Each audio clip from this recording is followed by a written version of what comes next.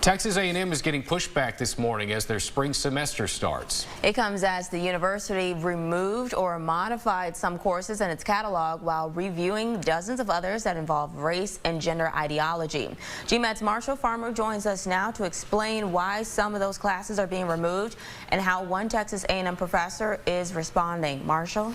Deanna, Trent, the university has until this Friday to decide the fate of classes talking about race and gender ideology. These reviews stem from Senate Bill 37, which passed in September and requires annual reviews of course materials. The new state law in part requires universities to decide if courses are, quote, necessary to prepare students for civic and professional life, as well as prepare students for the workforce and betterment of society. But the law also requires courses to, quote, not endorse specific public policies, ideologies, or legislation. The law does not go into detail on what ideologies are being referenced. Texas A&M's own policies require the university's president to approve courses that advocate race and gender ideology.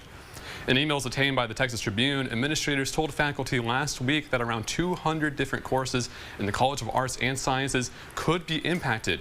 Meanwhile, the American Association of University Professors is against the changes, saying it goes beyond what state law requires. See, there's these kinds of efforts to limit our discussions and to censor them, and even more damaging, basically give us the kind of talking points that they want us to say in our classroom. As of this morning, Texas A&M has not made any public statements about the classes that are under review. The university told our sister station that deans are able to request feedback on those reviews until Friday. Deanna, Trent. All right, Marshall, thanks for those updates.